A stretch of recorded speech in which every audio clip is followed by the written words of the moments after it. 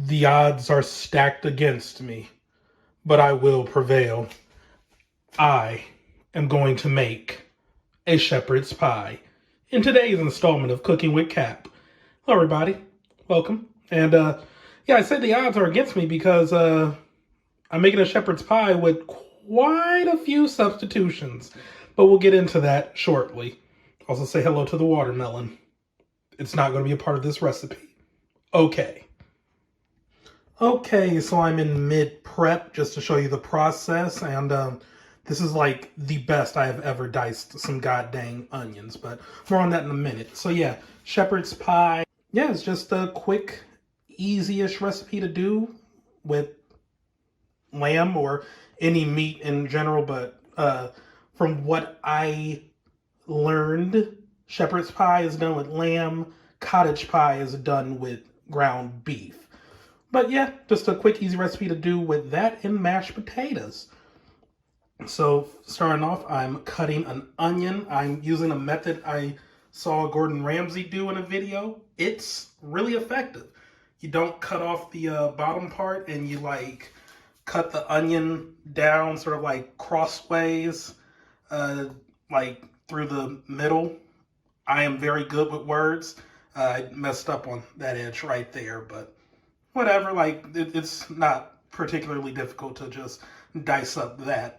But yeah, like, you cut it down, like, as close to the sort of, like, stem, for lack of a better term, as possible. And then just lay it on its side and start slicing it down. And yeah, you get some easy diced onions. Yeah, and I'm not crying. So that's great. Once I'm done dicing up this here onion, I'm also going to dice up some carrots. The recipe says you're supposed to use like a full carrot. The grocery store I went to did not have full-size carrots, so I had to get baby carrots. It's the same thing, but the texture is going to be a little bit different. Told you we're making a shepherd's pie with many caveats here, so yeah, this is gonna be funny. Okay, so I diced up some baby carrots into big old chunks. The recipe I'm following says to use 2 to 3 carrots. And I know carrots come in like many different shapes and sizes. So yeah, I think this might be the equivalent of 2 average size carrots. Maybe a little over 2. Could be wrong, but yep, got that ready. And at a weird angle, so you can't see dining room mess, I have a skillet heating up some olive oil. Recipe says to use sunflower oil. Yeah, fuck that.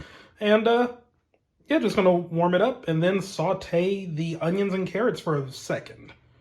Well, I say second, just a few minutes till they soften.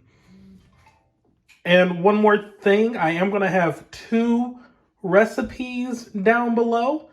And that's because initially I was trying to follow this Gordon Ramsay recipe. That's like, if you look at the ingredient list, it's a little more involved, but then I was persuaded to try a simpler recipe.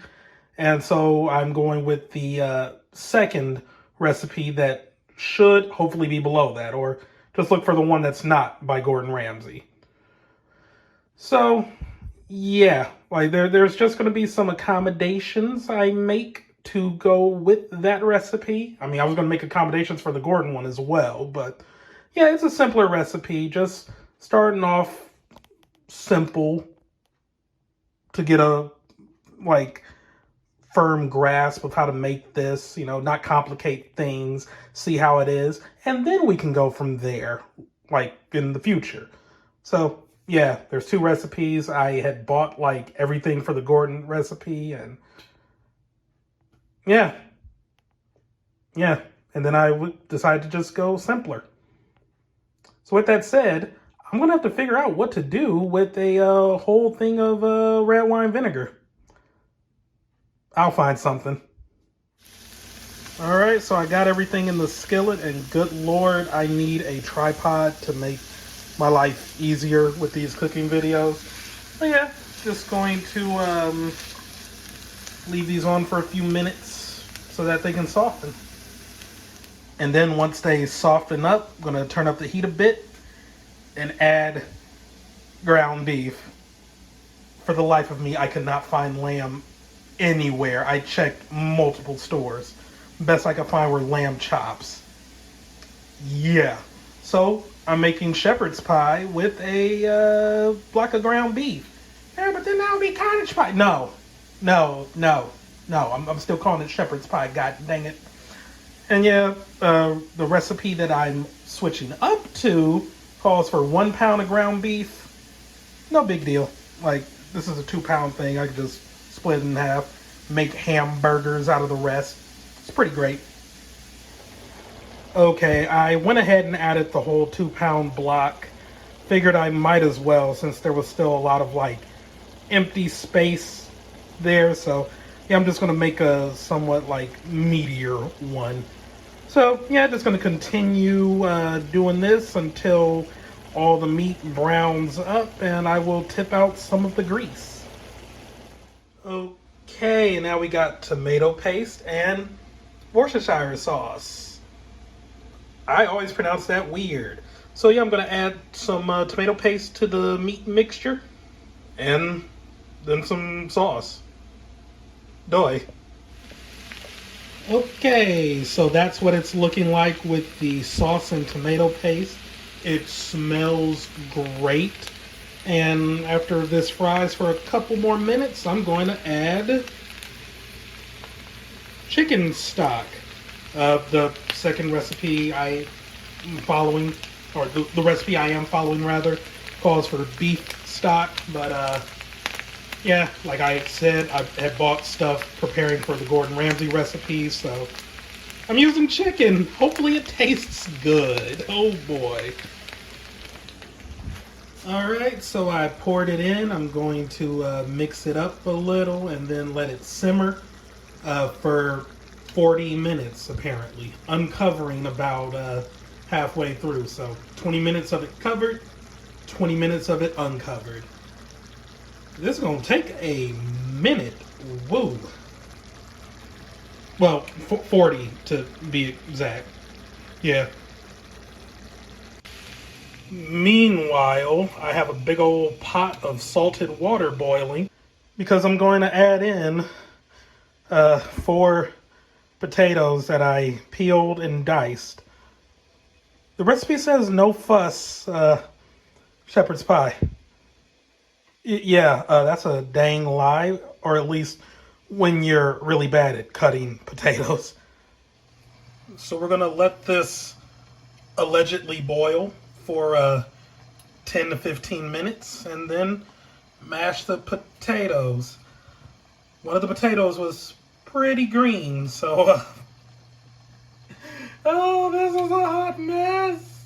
It's a hot mess. Also, please start boiling again, please. I have you on freaking high. Like, please. Okay, so the potatoes have boiled and are very soft. And I don't have a masher, so I'm just going to be using the old fork method. So it's going to be a bit on the lumpy side, but it is what it is. I mean, I could always just use the mixer, but that could end up with lumps as well because it's like a simple hand mixer. But yeah, and I'm also sorry I'm not showing as many intermediate steps as I usually do, but I don't know, some of this is like self-explanatory. So yeah, I'm going to mash up this here bunch of potatoes, add some butter and some milk, salt, and yeah, I'm just gonna do my best. Okay, so the mashed potatoes are done. About a bit lumpy, but they smell and taste good. That's all that matters. And the meat mixture has finished as well. The stock has completely boiled in, or boiled out rather. So yeah, and I tried a little of the meat. It be good. And I also I can't remember if I already stated this. I preset the oven to 350. I did that while the potatoes were boiling and this was wrapping up. So yeah, the oven is heated up. And now to transfer all of this to a dish, baking dish. Okay, the meat and carrots have been added. And now for the mashed potatoes. It fit perfect. Yeah, you can still see the chunks of potato in there. I probably should have used the mixer. Oh well, it is what it is. Also, the recipe said to ruffle the potatoes with a fork. I don't know what the hell that means, so I just did fork marks. Anyway, now to bake this for, I believe it said 20 to 25 minutes. Woo! And there it is. Not as brown on top as I would have liked, but I mean, I'm noticing the edges are browning, and like the top itself is like nice and crisp, nice and toasty. So yeah, I don't want to like over bake it or anything. I don't know if it's possible to do so, but it's my first real time doing this, so I want to make sure I do it well. So yeah, just gonna let it sit for 5 minutes or so, and then try it out. Yeah, maybe I'll add on to this saying how it is, or you can just always check the Discord link in the description down below. And yeah, like it was a lot of work, but it looks like it turned out really well, and hopefully it tastes good. I never made a shepherd's pie before. I think I made something similar to one a while back. Phone's ringing for reasons. Like I remember doing like ground beef, broccoli, like some other veggies, put it in a casserole dish, and then like did instant mashed potatoes on top and baked it. Yeah, not quite what this was, but it turned out pretty well. So yeah, just gonna let it sit, cool for a bit, try it, and hopefully it be good. So thank you all for tuning in to this here edition of Cooking with Cap. It went well. It went well. The cleanup was rough, and God help me if I gotta cut another potato anytime soon. But yeah, I'm happy with how it turned out. Like that's all I can really say. Even though I'm just like looking at it right now, you know, it is what it is. But okay, goodbye. Okay, so it cooled, and I went ahead and tried some, and yeah, it's good. I think I might have added too much mashed potatoes. Like I didn't think I would get that many off of 4, but yeah, it's looking like a lot compared to what it should be. But it is what it is. But yeah, turned out pretty well. Feels like it is missing a little something taste-wise. I probably should have added like some garlic powder or something to the meat mixture as it was cooking, but it's still fine. Like it's serviceable. It tastes really good. I also think like maybe the chicken stock probably would have accentuated the other recipe better. Possibly if I would have done it with lamb as well. Like maybe I should have like bit the bullet, drove out and got some beef stock to go with it. But I think overall the chicken stock is going to be a bit more subdued flavor-wise.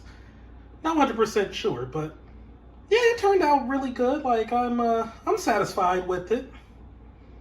And yeah, I wouldn't mind giving it another shot or trying like one of the various variants I found, like the Gordon Ramsay recipe, or this other recipe I had found that I was going to do initially, where instead of mashed potatoes, it would have been butternut squash. Ooh.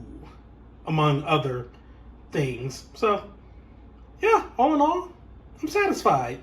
Turned out well. And yeah, hope y'all enjoyed this video. Goodbye again.